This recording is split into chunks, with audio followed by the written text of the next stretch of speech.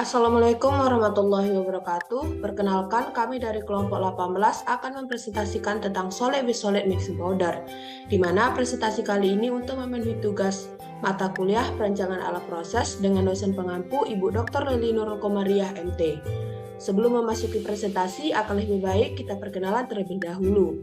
Saya Harifah Disaskia selaku moderator dengan ujung NIM 022, Dini Agustini dengan ujung NIM 096, dan Melinda Nur Aisyah dengan ujung NIM 057. Presentasi kali ini akan dilakukan secara estafet. Kepada pemateri pertama, dipersilakan.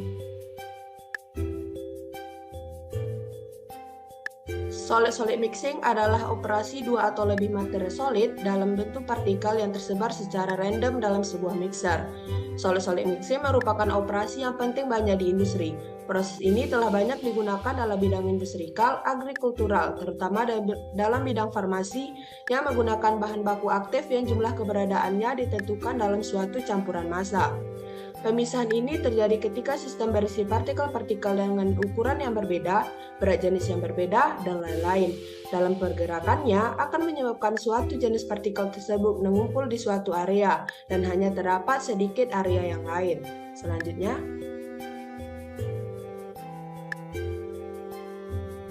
baiklah, selanjutnya yaitu prinsip pencapresan padatan. Dengan pencapresan, produk bakso dapat dibuat dengan kualitas dan harga yang tergantung pada efisiensi proses. Efisiensi ditentukan oleh bahan yang akan dicampur, misalnya kepadatan, kekerasan, dan peralatan yang digunakan. Desain pengoperasian unit memiliki pengaruh kuat pada kualitas yang akan dihasilkan.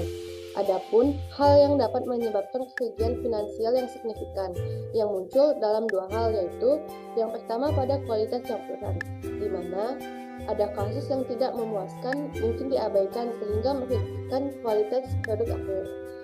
Yang kedua yaitu homogenitas memuaskan, tetapi upaya yang digunakan terlalu besar atau overmixing. Overmixing dalam pencampuran batch disebabkan oleh waktu yang lama. Hal ini menyebabkan peningkatan ketegangan yang dapat memiliki efek buruk pada kualitas produk sensitif. Selanjutnya ada mekanisme pencampuran yang dibagi menjadi dua. Yang pertama yaitu dispersi, yang dipahami sebagai perubahan tempat yang sebetulnya acak setiap partikel. Dispersi didefinisikan sebagai efek lokal atau micromixing yang terjadi dalam kasus sistem permix, di mana sejumlah partikel dari bahan yang berbeda berada di dekatnya. Yang kedua, mekanisme pencampuran konvektif yang menyebabkan pergerakan kelompok besar partikel relatif satu sama lain atau macromixing. Konvektif paksa ini dapat dicapai dengan memutar elemen. Konvektif meningkatkan jumlah tetangga yang bermacam-macam dan dengan demikian mempromosikan proses pertukaran pencampuran dispersif. Dapat dilihat pada slide. Untuk gambar yang A itu disebut dengan segregasi aglomerasi, yang mana muncul melalui preferensial dari satu komponen dalam campuran dua bahan. Aglomerasi dapat memiliki efek positif pada pencampuran jika campuran padatan mengandung bahan yang sangat halus dan partikel dalam kisaran submikrometer, yaitu misalnya pigmen. Partikel halus ini melapisi yang lebih kasar. Selanjutnya pada gambar yang B yaitu segregasi flotasi dapat terjadi jika campuran padatan bergetar, di mana partikel yang lebih kasar mengapung melawan gaya gravitasi dan berkumpul di dekat permukaan atas. Selanjutnya pada gambar yang C yaitu segregasi perkolasi yang merupakan efek segregasi yang paling penting yang terjadi ketika partikel yang lebih halus menetas ke bawah melalui celah antara yang lebih besar, di mana celah ini bertindak sebagai saringan. Untuk kualitas campuran sendiri itu didefinisikan sebagai statik homogenitas. Untuk menilai efisiensi padatan, ada keadaan di mana campuran yang baik membutuhkan keseragaman beberapa sifat, misalnya ukuran partikel dan komposisi. Kemudian campuran diperiksa dengan mengambil sejumlah sampel. Setelah itu sampel ini akan diperiksa. Semakin kecil fluktuasi konsentrasi sampel Fi, ini dapat diukur dengan varian statistik konsentrasi sampel O2 yang akibatnya sering didefinisikan sebagai tingkat pencampuran.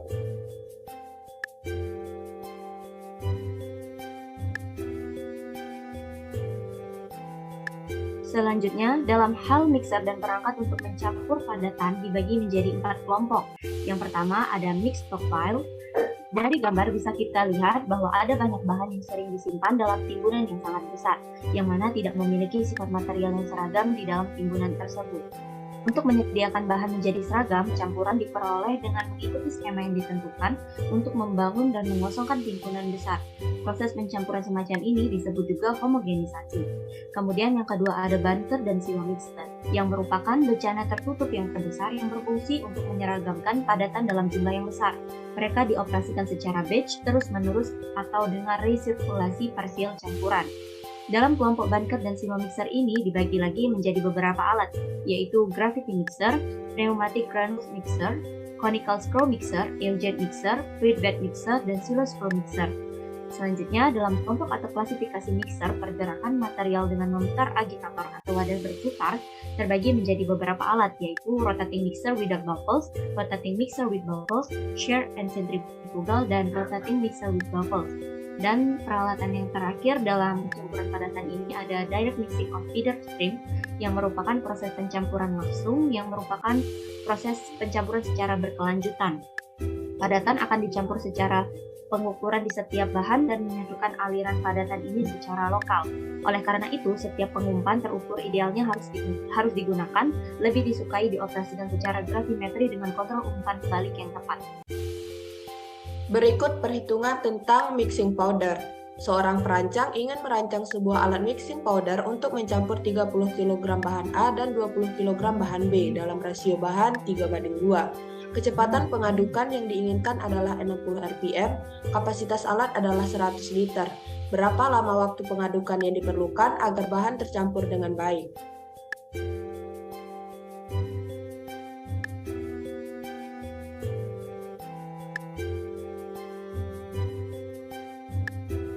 Oke, jadi untuk menyelesaikan persoalan tersebut, maka tahapan pertama yang kita lakukan adalah menentukan jenis mixer. Nah, untuk kasus ini kita akan menggunakan ribbon mixer, yang mana dengan rasio bahan yang digunakan adalah 3:2, yang berarti bahan A dan B akan dicampur dalam rasio 3:2. Kemudian kecepatan pengaturannya sebesar 60 rpm, sehingga waktu pengadukannya ini dapat kita hitung dengan menggunakan rumus waktu pengadukan sama dengan volume total per kapasitas alat per kecepatan pengadukan. Dengan volume total bahan yang diketahui 30 kg ditambah 20 kg sama dengan 50 kg. Tetapi karena volume total bahan ini dalam satuan kilogram, maka kita perlu mengkonversi volume total tersebut menjadi dalam satuan liter agar dapat menggunakan unit tersebut. Untuk kasus ini kita asumsikan bahwa massa jenis bahan A dan B itu sama sebesar 1000 kg per meter kubik. Maka volume total bahan dapat kita hitung. Volume total bahan sama dengan 50 kg per 1000 kg per meter kubik sama dengan 0,05 meter kubik. Kapasitas alatnya itu sebesar 100 liter atau 0,1 meter kubik, maka lamanya waktu pengadukan, yaitu waktu pengadukan sama dengan volume total 0,05 meter kubik per kapasitas alat 0,1 meter kubik per kecepatan pengadukan 60 rpm sama dengan 0,833 menit. Jadi, waktu pengadukan yang diperlukan agar bahan tercampur dengan baik dalam alat mixing powder dengan kapasitas 100 liter, kecepatan pengadukan 60 rpm, dan rasio bahan 3:2 adalah sekitar 0,833 menit atau sekitar 50 detik.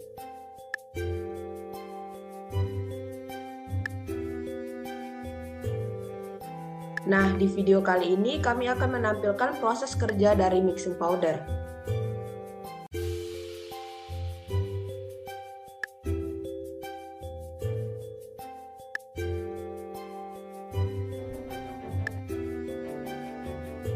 The VH series mixers are semi-automatic mixing machines that are designed for combining dry powdered materials. Ranging from 8 litres to 500 litres, there's a machine for all mixing capacities.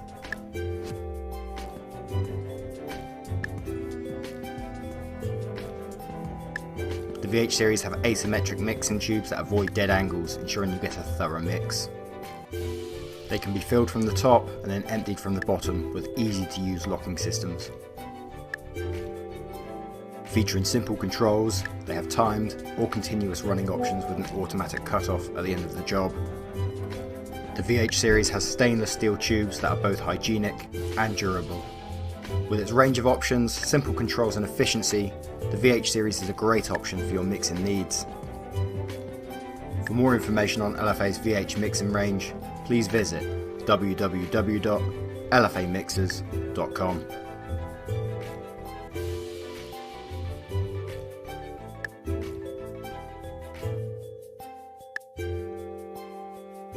Demikianlah presentasi dari kelompok 18, salah dan kurang saya mohon maaf. Wassalamualaikum warahmatullahi wabarakatuh.